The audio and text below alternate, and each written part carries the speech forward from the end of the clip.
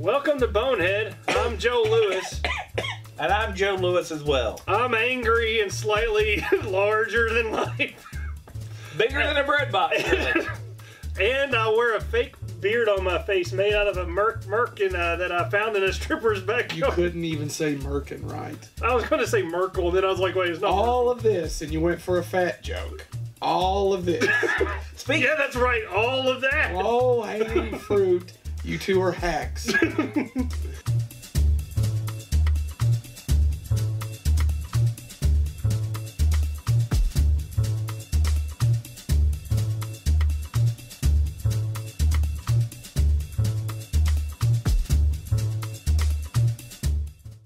So today's guest is Andre Ellingson, special effects Extraordinaire. Absolutely. He's worked on not only Nightmare on Elm Street films, he's also worked on... He did the entire last season of Buffy. Rush Hour 2. Rush Hour 2. He has been the special effects coordinator for every season of Criminal Minds. Which he's still doing, which is still on air. Which is still on the air. Right, he has actually traveled the world doing special effects. He's worked with Dolph Lundgren. Dun, dun, dun. He was not broken. Nope. Anyway, my voice is going. That's the Thank God. That's the reason why Chad is taking the lead on this one. And failing miserably. You're having a hell of a time. You've lost your looks. You're losing your voice. I didn't have any looks. That big toe's gone from me. All that was him and right there. There it is. Yeah. There it is. What about the other foot? That's... He don't want to show off on. You only need one toe in him. Anyway, in Trump's America. Andre Ellingson. You make Wheezy Jefferson sound like Mariah Carey, man. Andre Ellingson is a special effects genius, which means he's got two things against us. He can do special effects, and he's a genius. And this is probably going to turn out to be one of our favorite episodes because he literally, if you're a fan of how movies are made, right, and as you watch this, we were introduced to him by Mick Strawn. Thank you, Mick Strawn, who's on a previous episode. Sexy man, you. And they have worked together. So as you watch this, and you've watched the Mick Strawn one, imagine what that set could have been like. It was fascinating. It was nice of him to Skype with us. Yes. It took a lot of planning. This has been on the board for about 2 months. Yeah. And it took us forever to get it logistically together. Because he's working all the time. He's working on Criminal Minds right now. Yeah. And he took the time to do this for us, and we just couldn't thank him more. Yeah. Thank you so much, Andre. Like we said, if you're into movies, this is one of the best episodes of actually how movies and television are made. And what you have to do to make a movie. And what you have to do, not only that, but to get into the industry. Yeah. There's a lot of it in this episode about how you can actually go and work in the industry. And what does it take to move up in the industry? Right. What does a license look like? Stuff like that. Stuff you're not going to hear a lot of other places. My wallet. Yeah. It's got my picture on it. You keep talking there, Phyllis Diller. You don't have a license that's been revoked. So I say we go ahead and get to the episode. Absolutely. Yeah. So enjoy. Andre Ellingson, thank you. Watch this show. Thank you, Andre. Hey, welcome to Bonehead. That's it? That's it. That's all I mean... Just looking at your face. Go ahead, chat. My voice is cracking. Yeah. That's something we didn't tell you is 2 people are sick, one's getting over something, and the other person's been up for about 17 hours. That's me. That will work out fine. I'm sure there's no major issues here. Oh, man. That's too bad. Sorry to hear that. No. Okay.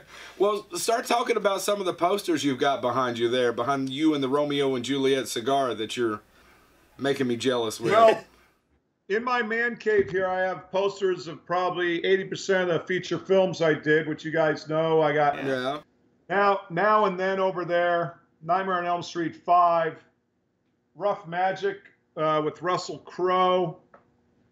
I got Rush Hour 2, Men of War, which I did in Thailand, The Alarmist, which was a smaller movie, Scissors, one of Sharon Stone's first movies. Yeah. Mm-hmm. Night of the Scarecrow, a horror movie. The Last Ride with Mickey Rourke. And a pretty cool movie, a bank robbery movie called Killing Zoe. Yeah, which that was one of the movies that I really liked in high school because I mean it was directed by Roger Avery, right? Roger Avery. Yeah. Yeah, he co-wrote. Produced by Quentin Tarantino and Roger Avery. Yeah, and Roger Avery directed it. Yeah, because they were partners for a long time. They did Pulp Fiction, True Romance, and well, Roger Avery's got the Academy Award with him for Pulp Fiction. Yeah, because he got a story credit. I don't know if he might have worked on Reservoir Dogs with him also. Yes, that's awesome. Yes, he did. But out of all those, which one do you get asked about the most, and which one's your favorite? Probably, you know, I think my favorite is probably Men of War, which was we shot in Thailand for 3 months. Yeah. And I worked every day with Dolph Lundgren, who's an amazing person. Yeah. Is he really? In general. Is he just a nice guy or what? Totally nice guy. You know, the guy's brilliant. He has like a master's in civil engineering or something. Yeah. And totally just really cool guy. Now, that was 20 years ago. But spent every day with them. And I get asked a lot about Rush Hour 2 also. Yeah. With Jackie Chan and Chris Tucker. So those are great big movies, and I just had a blast on them. You know, I spent a lot of time in Hong Kong with Jackie Chan and then in Thailand with Dolph Lundgren. So both totally different movies. One's kind of a war action movie, and the other one's kind of a comedy action movie. Right. So let me ask about... They were great. You know, since you did bring up Rush Hour 2, I mean, being a special effects coordinator and a stunt coordinator, how is it working with Jackie Chan, who's, what I'm assuming at that time was still all about doing his own stunts? His own stunts, right. Yeah, totally. He did. And, you know, Jackie Chan is a filmmaker, you know, from way back. So when, you know, when you finish filming a scene, he doesn't go to his trailer, to his chair. He's there on set. He's helping get the next shot set up. You know, it's in his blood. And he's a great guy. He did a lot of his own stunts, which was amazing because he was probably at the time still in his late 40s, I assume, maybe early 50s. Oh, he'd have to be. He'd have to be. Yeah. Yeah. Yeah. You know, I don't know. This was, we shot Rush Hour in 2000, so 17 years ago already, which is amazing because I felt like I just got off that picture. And it was one of the last movies I did before I got on this television train, which was unexpected. Yeah, you know, I've been on Criminal Minds for 13 years, so it was an unexpected deal. Yeah. Go ahead. No, I was just going to say, because before that, I mean, you did the special effects for the entire last season of Buffy, too, Buffy the Vampire Slayer, if I'm not correct. So how did you come along with that one as well? Because, I mean, that show had been on for 6 seasons prior, and then you come in for the very last season. Well, what happened was the effects coordinator went with Josh Whedon to do Firefly. Oh, so, yeah. The 7th season, going into the 7th season of Buffy, Josh Whedon took almost the whole crew to his new pilot ship, Firefly. That makes sense. And then I got a call from a friend of mine who was working on Buffy and said, hey, this position is opened up over here. Come on over for the interview. And I got it. And boy, did we hit the ground running. I mean, yeah, because I mean that last season was nuts in terms of how much they upped the ante. Busy. Yeah, 16-hour days and with travel and for 9 months, but really good stuff, really different stuff. Flying a lot of people and sending people through walls and just extremely busy every day. A lot of fire and smoke and prop gags and retractables and I'd read the script and I'd just already be overwhelmed, because we would be shooting one and I would be wrapping one and I'd be prepping one. So in television, you're always doing 3 episodes at a time as a coordinator. Oh, wow. Yeah. And then you just put your crews out there where they work best, whether they're wrapping some big thing on set you already shot or fabricating things that need to be shot on the upcoming episode or upcoming day. And then you also have a guys on set working the gags on sets. So it's a machine television. Well, that's what we were, because we've asked several of these questions before as you, Chad, and I have talked back and forth, but our listeners haven't heard it as we started to get to know each other. We want to get it done. How did you get your start? Where'd you go to film school at? Well, that's a good question. You know, when I was a young kid, I was fortunate enough to know that I wanted to be in the film business, and so I had moved from New York, where I'd known I wanted to start after seeing Jaws and movies like that came out in the early '70s. And then we moved from New York. I moved to Montana in the 10th grade, which was just shocking. And I had some older friends who had gone off to college in Bozeman, Montana. I went to high school in Great Falls, and I learned that Bozeman had a really good film school. So it was natural for me after high school. I just went to school in Bozeman and got into film school there and did 4 years of film school in Bozeman. And it was an excellent film school. And I still lecture there and do some scholarships for those kids and stuff like that. And then I moved after I got my degree, I moved to Hollywood in 1986. And it was a busy town because MTV had premiered in 1981. And so when I came into Hollywood, man, there was a rock video shoot on every corner in this town. Huh. And I worked with as a PA, just worked with everybody. You know, I'm working with these superstars, you know, getting them coffee and sweeping floors and doing whatever I can.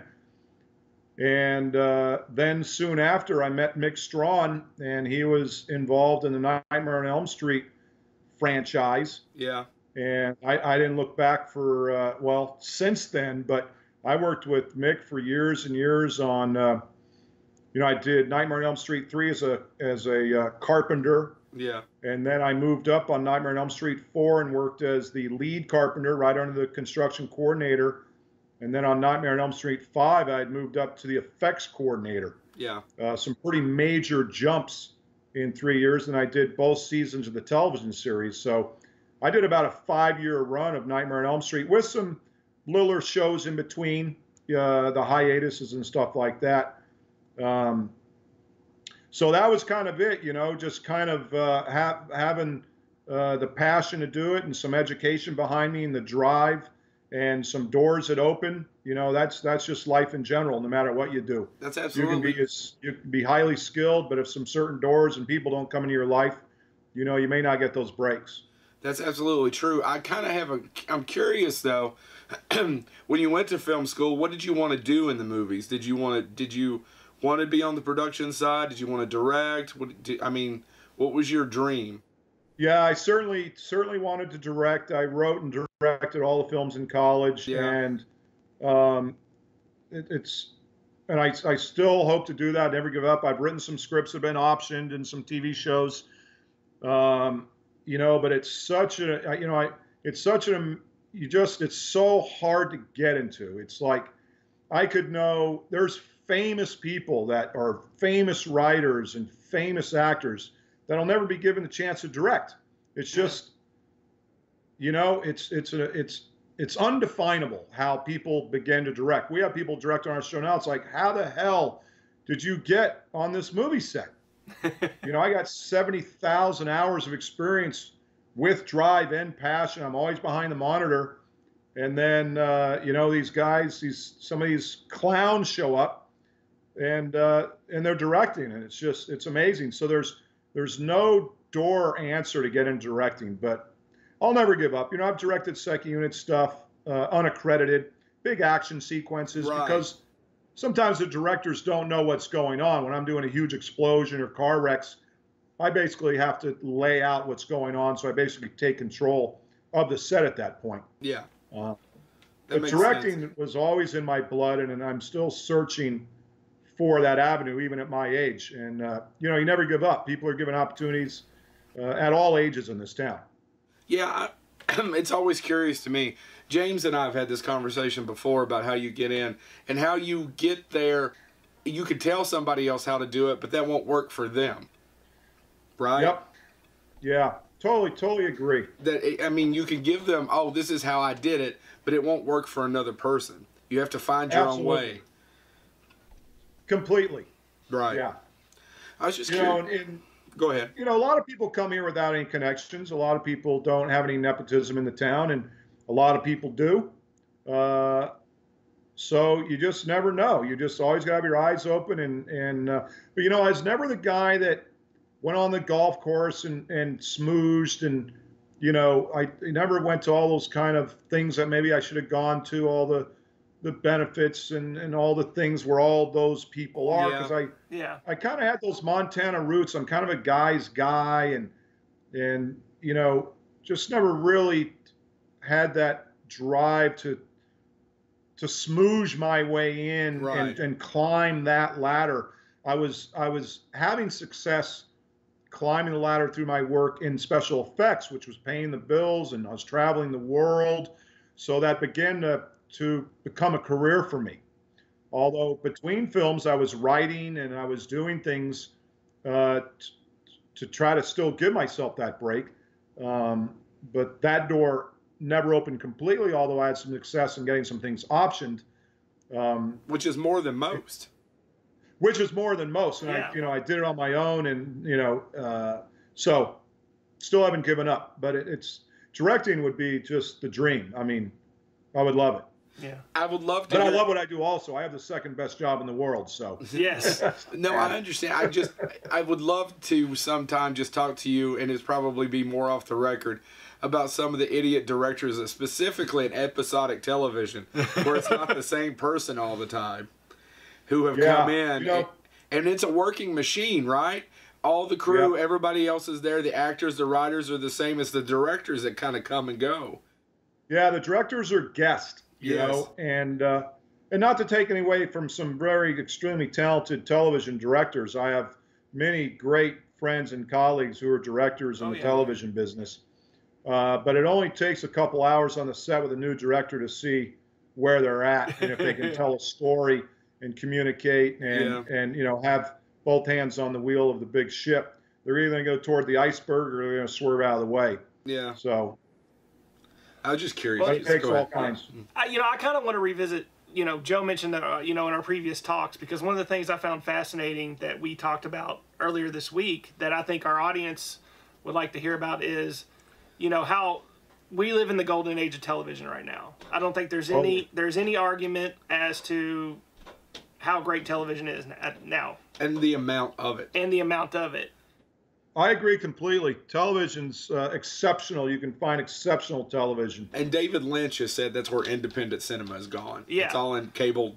It's all there. Yeah, and Netflix, I mean, because, that's where independent movies win. I agree completely. Yeah. Yeah, because, movies nowadays are basically the same 3 or 4 basic stories or styles where, and now television's branching out into all new various directions. But because of that, absolutely, I was wondering if you could, just go into the story about, how that is for you working in that industry as it's this big boom right now. Well, for me, I haven't been able to, my experience, I did a lot of television as I was coming up, and, I've done almost 300 episodes of Criminal Minds, and so I've probably done 600 episodes of television, hour long, over my career. And because I've been on Criminal Minds, which has been a good fortune for me for 13 years, I haven't been able to go out there and experience, all the different types of television. I mean, certainly Game of Thrones is at the top of the heap. Yeah, I wouldn't even consider that television. No, I know. So you're a fan. Like you said, Joe, those are movies, man, that just happen to be on a cable channel. I agree. And a lot of you look at the behind the scenes of Game of Thrones on YouTube or on the extras on the DVD, and it's mind blowing. I've been in the business a long time, and my jaw just lowers and just like, oh my God, I know what they're doing, and would like to be given that up, do something like that. But television there's a mass amount of television, and it encompasses everything. I mean, there's 500 channels out there. It's amazing. What is that doing to the people that are interested in special effects? People that are if people are interested in going that way, what are some things that they need to be looking for now as this boom happens? Yeah. Well, what's good about it is, television now is it's all over the country, right? So you don't have to come to Hollywood. You can go to Atlanta. You can go, you can get on all the what's it called? Every state has a film commission. Yep. So you can get on, you can go to pick a state, get on the web, go to the film commission. You can see what's being filmed there, what's coming. And there's many, many opportunities. In Hollywood, it's pretty much, a union town, although the books are open now, which is called that they need people in. So they're, when the books are closed, you have to be in the union to work for the most part, for network television and stuff like that. Even Amazon and HBO have smaller union contracts. But the ability to come to this town now and probably in Atlanta is a great time for young or even people who just want to get into it at whatever age to come and you got to meet, do your homework and get on the set. And people like myself, I want to help people. People generally that are in their career and have some success and are comfortable with themselves, they want to help people. I'm trying to help people get in if I can, at least give them advice. And I can't bring somebody right in and be a special effects guy because of the union, the license I have, but I certainly can give them advice and point them. I did 10 years of non-union work when I first moved here. The Nightmare on Elm Streets were all non-union. Right. So that enables you to go into any position on the film crew and start working immediately. Oh, really? It's like, oh yeah, you can just, pick and go. So. But you don't have the protection of the union, right? Say that again. You don't have the protection of the union, right? As far as benefits, healthcare, all those other things that go along with being included in the union.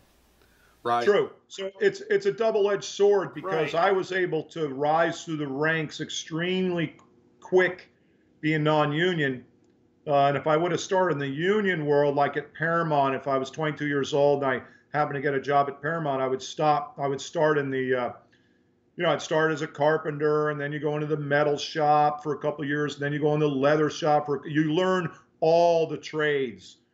For 3 years here, 3 years here, 3 years here, 3 years here. But if you have the skills and ability to kind of surpass all that, you're not given that in the union world. You have to pay your dues. Yeah, I thought in today's world, I didn't think non-union work was even available on projects such as these.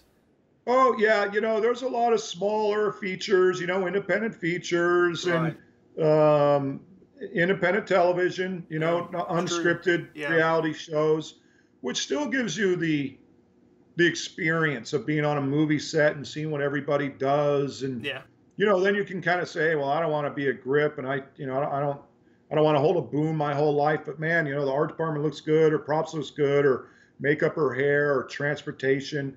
I'm a mechanic. I want to build cars my whole career. And so it enables you to get in there and get your feet wet and kind of see.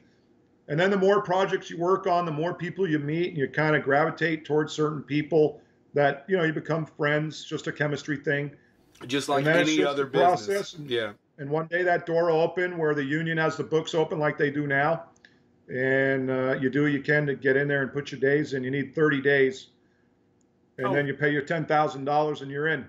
So, jeez. Oh, Lord. So, can you talk about that a little bit? What you mean by the open books? Because I don't know that I completely know. Because it almost sounds mafioso to a certain extent.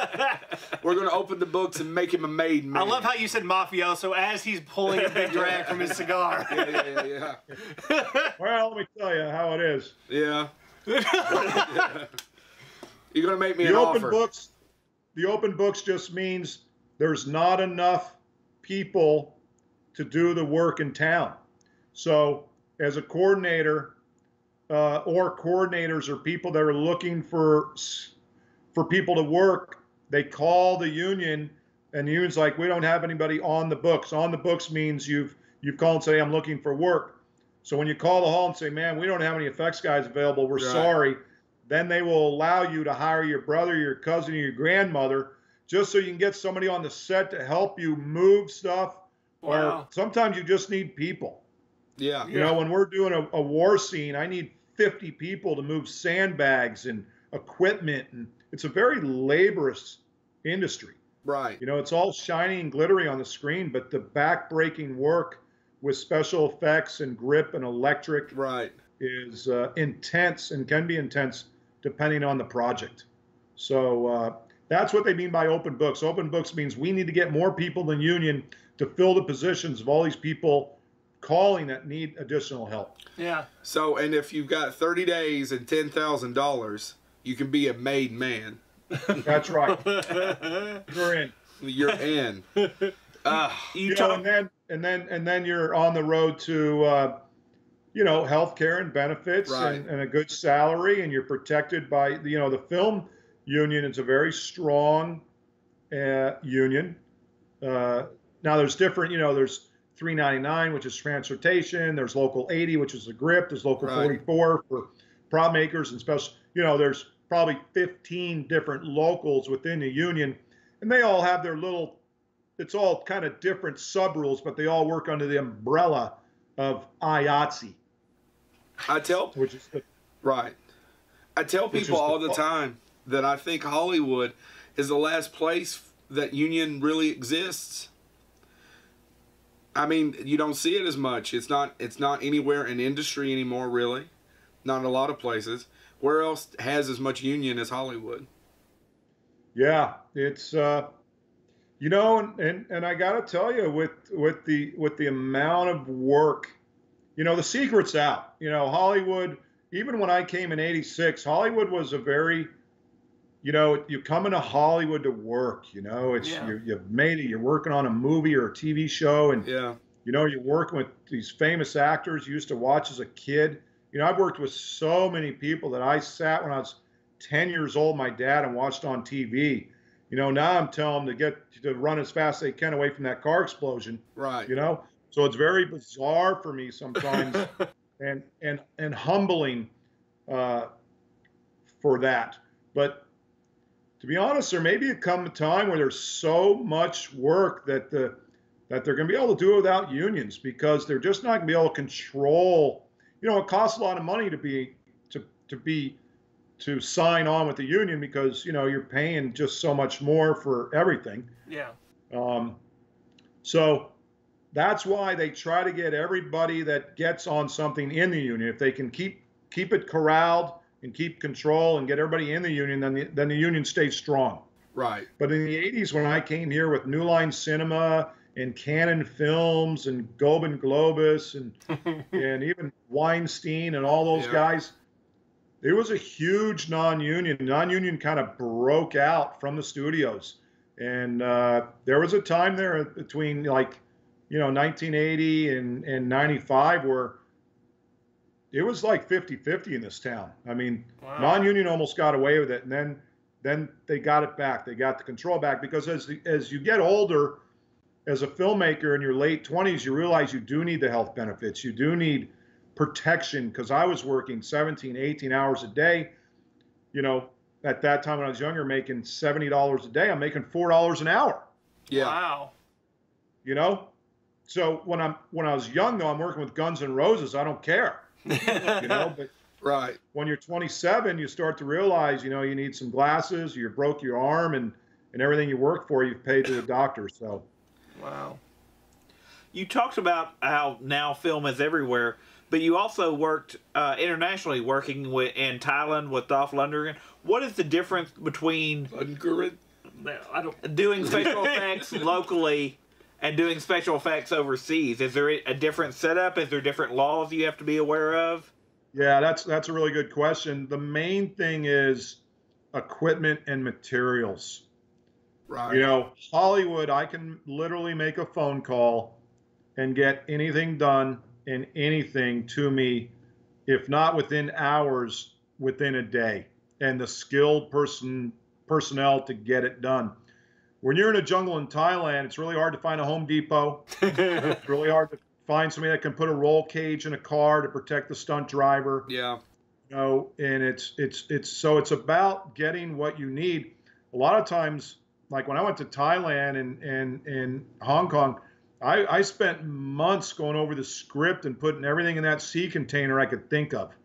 And you still can't think of everything. Yeah.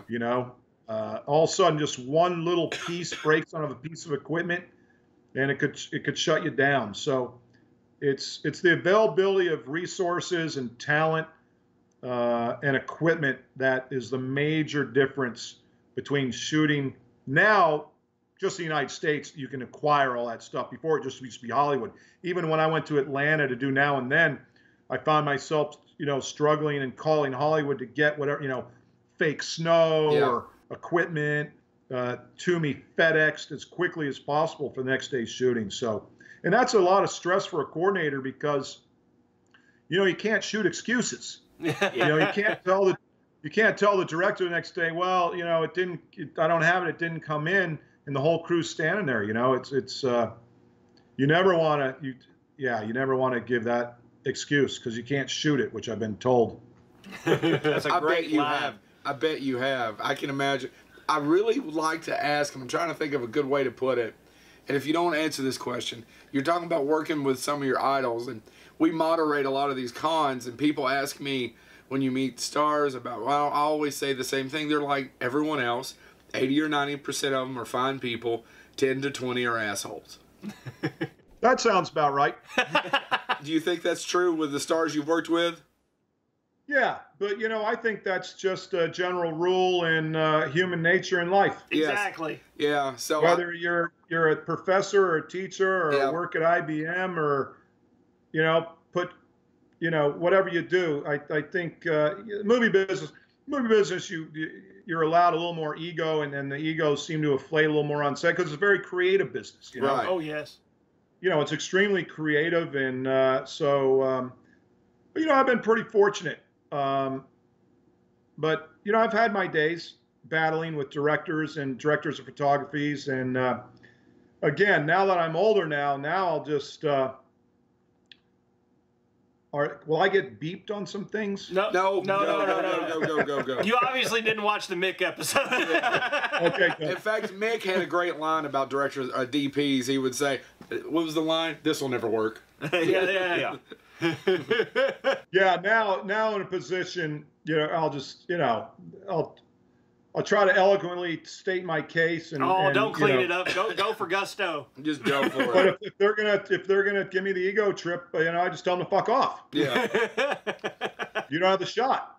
Fuck you. I got the license, and I'm I'm the guy. So Right.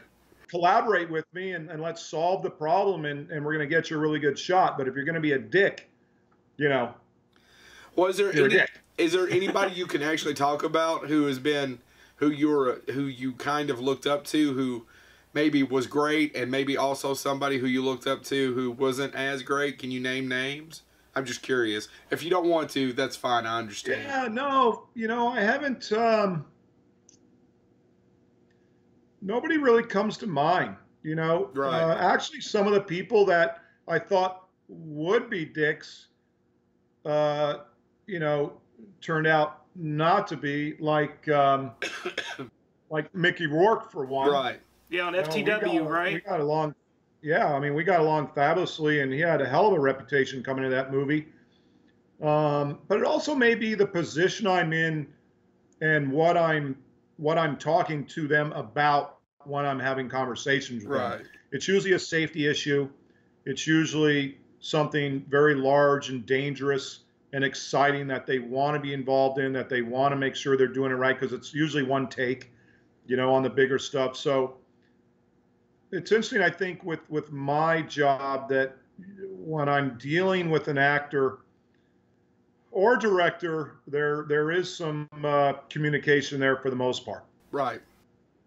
Yeah. So I would think if you ever interview a makeup artist or a hair person or somebody that's dealing with that or wardrobe, they're going to have a lot of stories about, because they spend a lot more time with these people and, on a daily basis. So I'm going to bring up a movie. I want to talk about a specific movie that you did.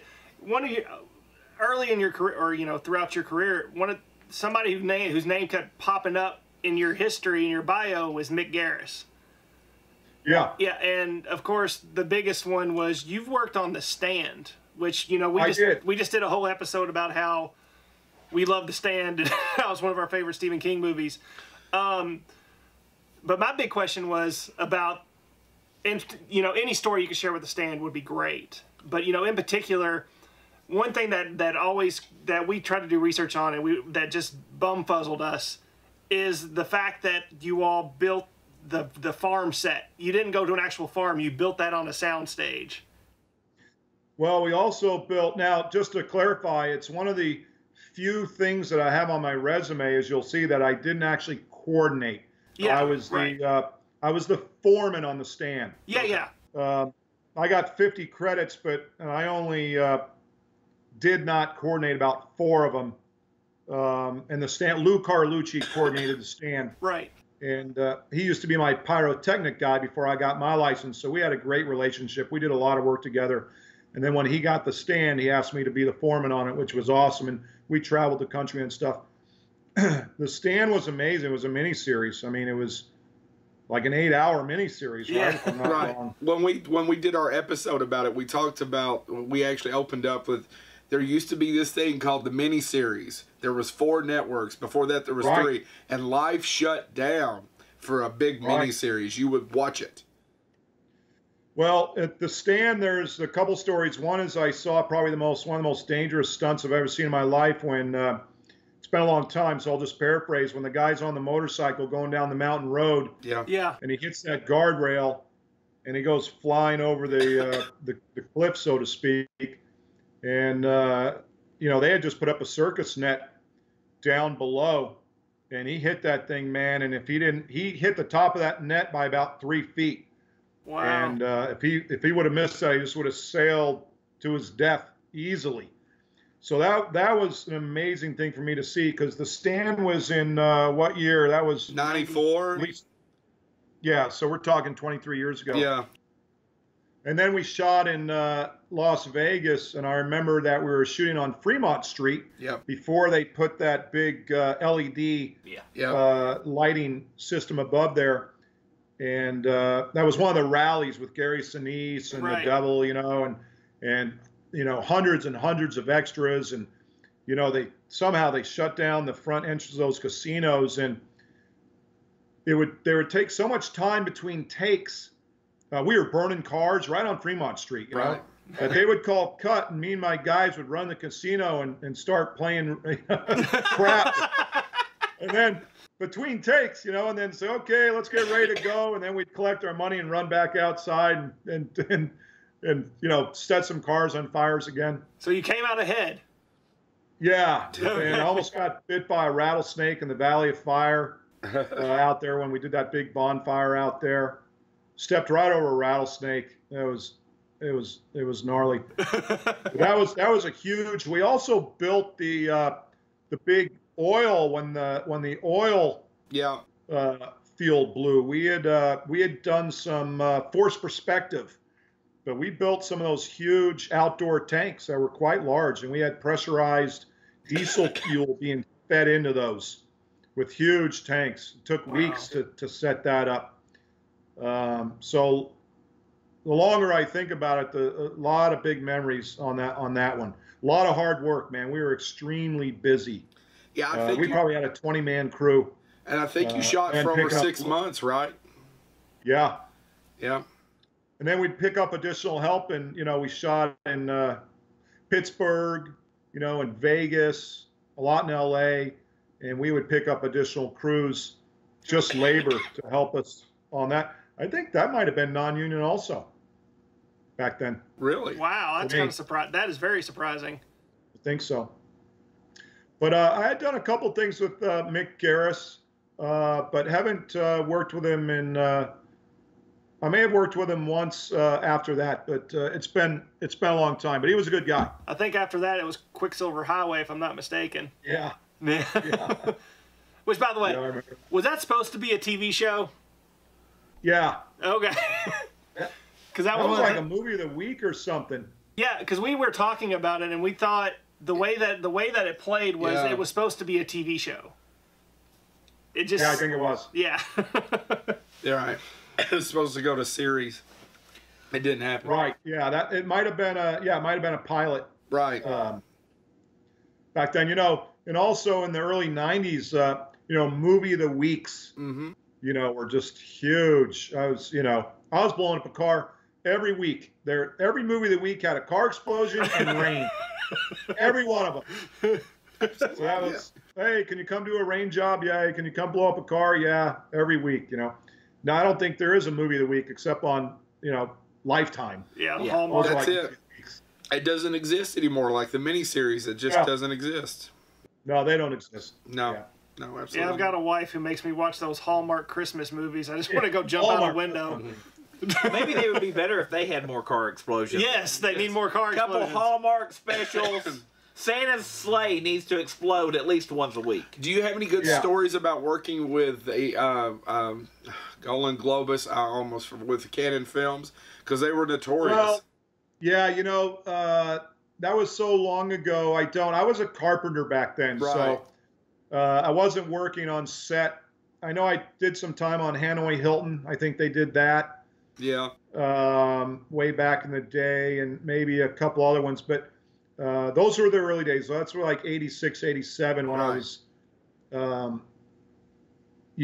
not too many memories from those guys. Okay. But they were putting out, you know, a film a week, those guys. Oh, yeah, absolutely. You mentioned a lot of the licenses that you need and stuff like that. What does that process look like as far as what sort of license do you are needed for pyrotechnics, and what does the process of getting one of those even look like? Yeah, special effects is interesting because it incorporates a mass amount of skills. You know, we need guys that are riggers. We need guys that are proficient in hydraulics and pneumatics. We need guys that are welders and fabricators, and then pyrotechnics is kind of this other little part of special effects. And you can be a special effects man and not have your you can be a very good special effects man and not have your pyrotechnic license. So in order to get that, the first thing you do is you need to work out in the movie or television business. And after 2 years, you get 5 guys that have a license to sign for you, and you get what's called a 3 card. So your 3 card allows you to do what's called open flames.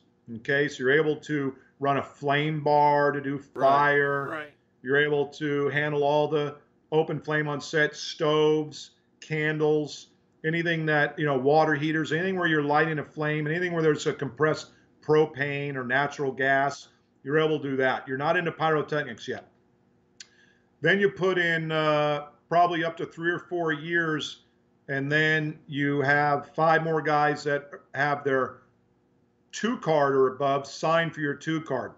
Then your 2 card allows you to do, now you can do sparks. So you're able, you know, if you're shooting a computer and it's sparking, or you hit a power panel, those huge sparks and stuff, now you're getting into pyrotechnics, okay? So, but you're still not able to do squib hits or explosions or deal with any high ordnance at all. Then you do 4 more years with that, and then this is the part where now you're going for your 1 card. That's the highest card. Now it's hard for guys, it's hard to get guys to sign for you because now you're coming into their world. Now you're gonna, all the guys I hired to do my pyrotechnics, I won't be hiring them anymore because now I have the license. But by this time, they become your friends and your colleagues, and they, you know you're skilled. And if you're working coordinator, you're going to get them work. So you got to get 5 guys that have the highest card, which is the 1 card, to sign for you.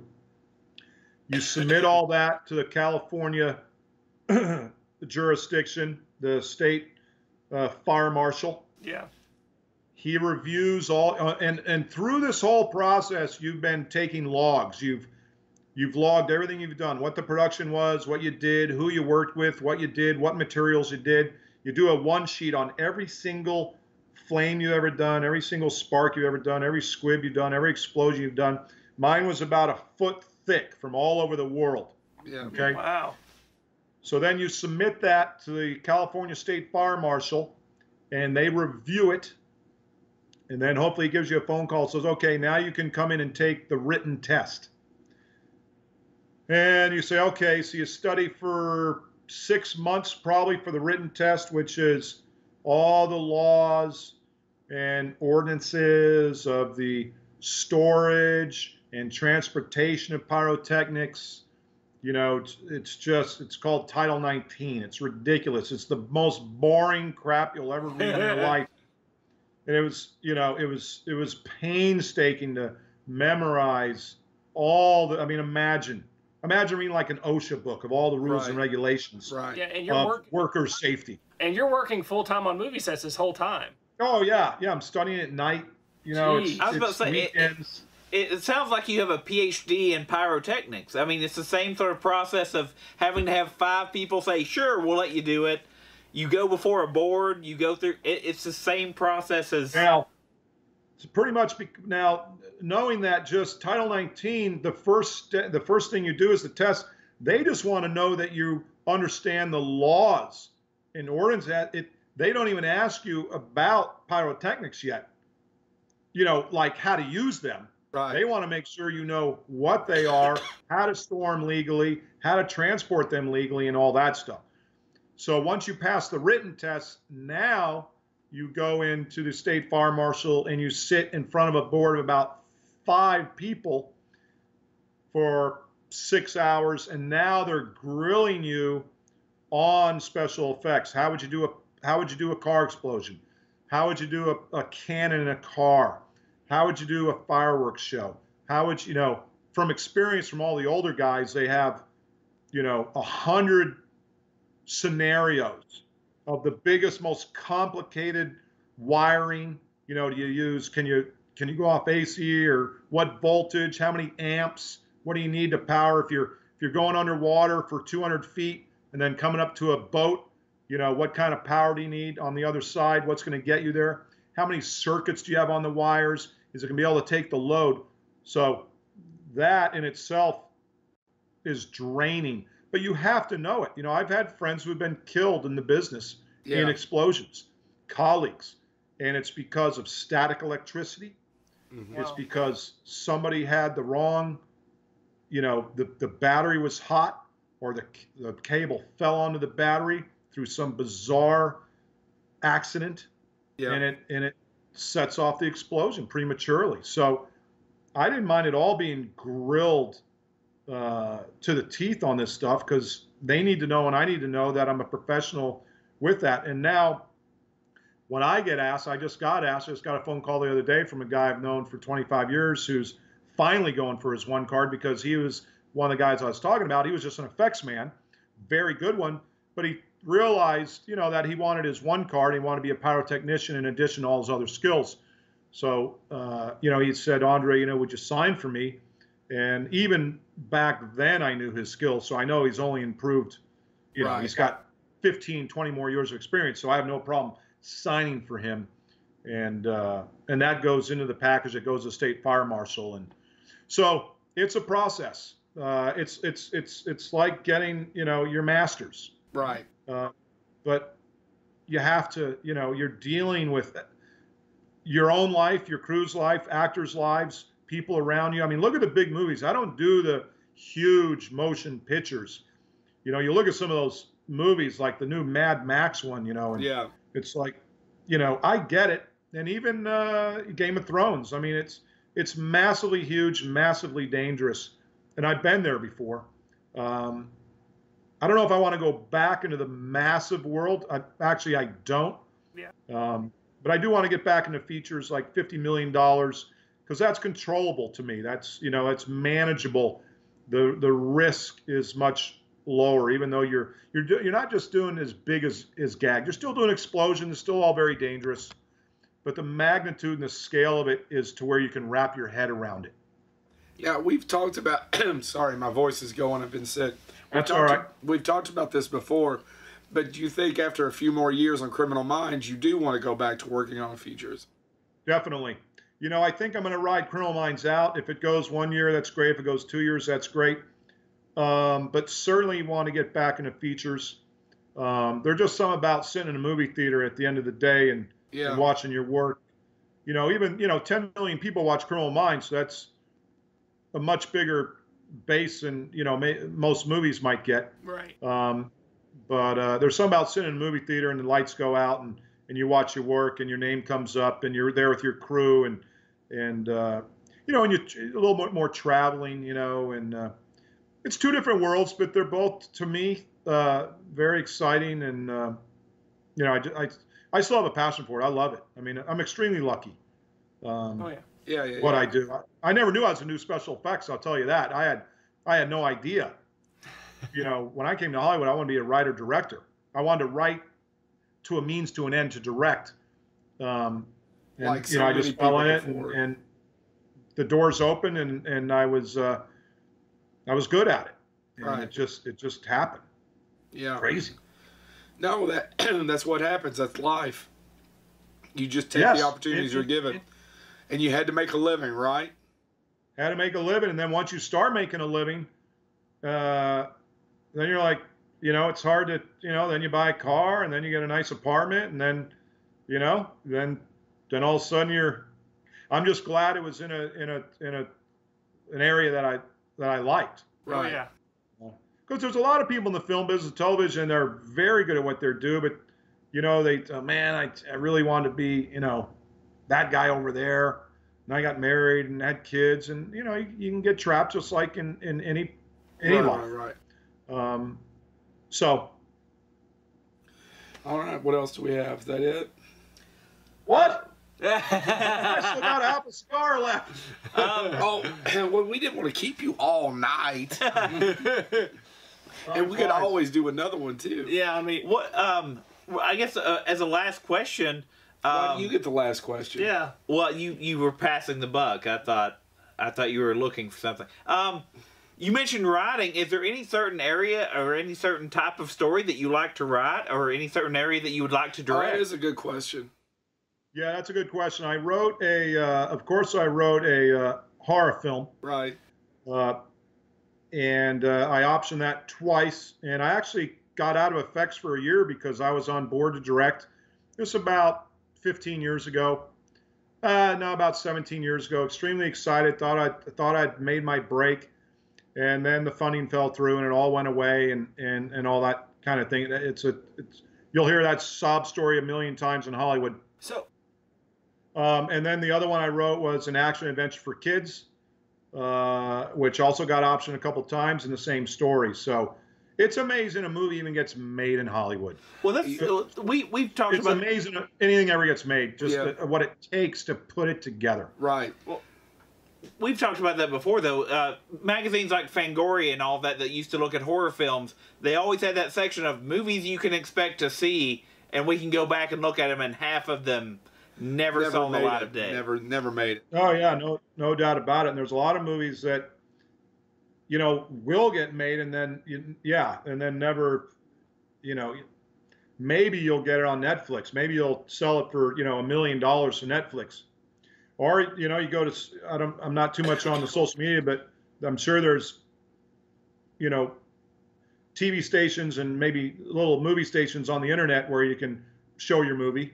Somebody pays $1 to watch it or whatever. I don't know. Well, there's so many voices out there. Yeah. And you have to stand out. And most people we've learned this too with a lot of independent people or independent finance, or they're small independent films and they're getting their movie done. And when I find that I talk to people who have been successful at it, they say they'll think about everything, the writing, the directing, everything, and they leave the big part out, and it's distribution. They never think about that. They'll get everything financed.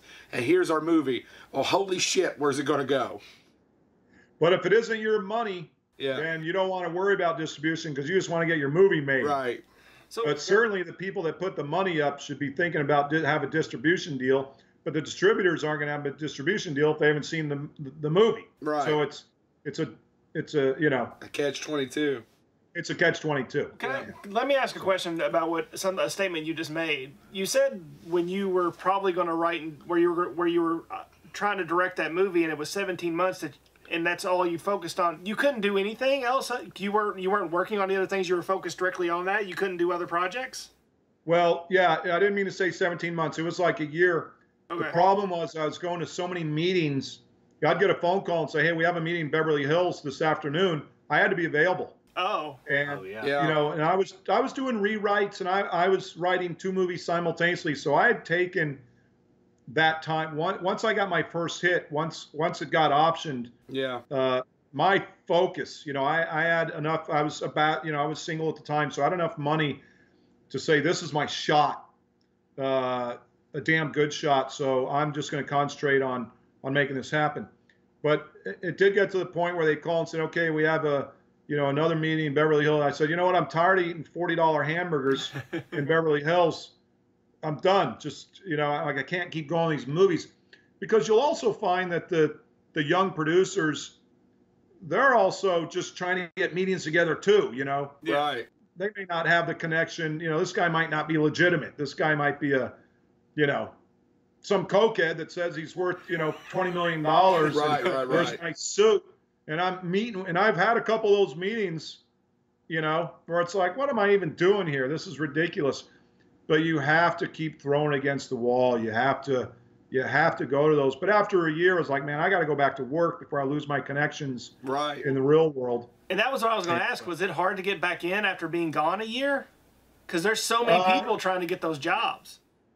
Yeah, it wasn't too bad. I may not have got a coordinating position right away, but I did have a lot of friends and colleagues still working in the business who were still my friends and colleagues who knew what I was trying to do. So I'm sure I went back to work quickly, and then it might have taken me, a few months to get my own show and get back on. The most depressing part of all this? What? They made you buy your own damn hamburger? No, $40. No, they bought the hamburgers, but I saw the bill. At least you got a $40 hamburger out of it. They were $40 hamburgers. Ridiculous. Was it $40 good? Yeah, it was $40 because it was their money, and by the end of the meeting, I'm like, you could pretty much by the end of the meeting size up. Right. But, I was young. I was my mid 30s, and I was having meetings in Beverly Hills for my script. So, you got to be optimistic. You never know who you're going to meet. But being from Montana, did that actually taste like a really damn good hamburger? Was it worth the $40 or something on it? I don't know what the hell they put on it, but no, it was no Montana beef. Yeah. All right. Well, we really thank you so much for coming on. Thank you. I enjoyed it. It means the world to us. We'd love to have you back on again sometime and talk some more, actually, if you're ever interested. Yeah, you guys stay in touch with me. Unfortunately I've lost the. There it is. I got a small picture. Anytime, guys. And I think Joe, you had mentioned. I'll try to find some other people that would like to do this, and Chad, I think still I just have your number, which is fine. And I'll give you my digits. You just have to be sweet and wink at me. Screw you. I'm a pleasure. It's amazing we get anything done. When we'll do it again. Let a little time pass, and you guys, whenever. Yeah, because I really want a 187 story, because that's one of those hidden gems for me. That was like a movie that's that Kevin I Reynolds, loved. right? Yeah, that's Kevin Reynolds. Now, briefly, Kevin Reynolds was one of my favorite directors. Oh, really? Man, well, go ahead and tell it. We gotta know. Well, I'm just saying in general, he was just a super dude, and Mel Gibson actually produced that, and so I got to meet Mel Gibson before all that stuff happened. Yeah. And he would come to set quite often, but it was a small movie. It was actually written by an ex-school teacher. Yeah. Who had written that picture, and we didn't have big stuff on. We had some rain and we had some gags, and nothing major, but small stuff that you wouldn't really realize were effects. We did that kept us busy. Well, but I was on that movie for 3 or 4 months, and Kevin was just awesome. It's the only time I worked with him, but he also directed one of my favorite films, a remake of, don't let me forget it, The Count of Monte Cristo. Oh, yeah. No, we all three love that movie. I think that's his best film. Yeah. I think that's his best film. Yeah. Much better than Robin Hood. Yeah. I mean, that movie was so awesome. And I'll probably watch that once a year. Yeah. He got Waterworld. He did Waterworld. I don't know if he made it through that whole picture or not, but. Yeah. Oh, well. Well, thank you so much. Kevin's a super dude. Yeah. Yeah, that's great. That was one of my big breaks. Even though it was a small film, it was a high-profile film because it was Kevin Reynolds and Mel Gibson. Well, and like visual 187 was visually stunning. Visually, it was a great film, and you know, you said there was lots of little special effects, but I'm not going to ruin the movie because I want people to go watch this movie. The ending is is crazy, especially with the effects in that. But it was a powerful movie. Yes, very powerful. It was a powerful movie, and I got the poster right over here. Yeah, I got it all. Yeah, can't see it. I had a VHS poster, so. Yeah. All right, Andre. Thank you so much. Yeah. We can't thank you enough. Appreciate it. I appreciate it, guys. It's fun to talk about it, and we'll do it again. I appreciate it. Sounds great. Thank you so much. Have a good night, Andre. All right, take care. All right, bye. Great job. Thank you. So now you know how to get your pyrotechnic license. You can annoy your friends and neighbors, blow the hell out of the neighborhood association, have a good time with that. It's all due to Andre Ellingson. We hope you enjoyed the episode. I'm going to let these people talk now. Thank you, Andre. Yeah, thank you, Andre. And thanks again to Mick Strawn for introducing us. Yeah, again, with those... You make Fabio look like Ethel Merman. Who's Merman? Merman. No, Ethel Merman couldn't even get the jobs Ethel Merman could get. So anyway, we're going to hopefully be making more connections like this as Bonehead goes on. So for our true fans who love how movies are made, stay tuned. Not only we're working on it, and we've got more to announce. Not just the actors. We love being able to tell you how things get blown up. And we're going to have more writers, more directors, more things like that. So stay tuned for some of our special guest stars that we're getting lined up. And once again, thank you, Andre. Are we out? We're out. Thank you so much. See you next week. Love you, Mick. Garrus?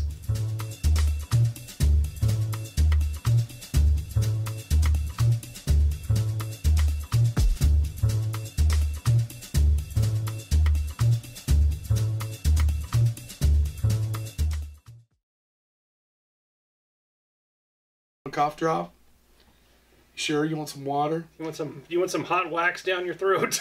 Dracula loves What flavor is that, Joe?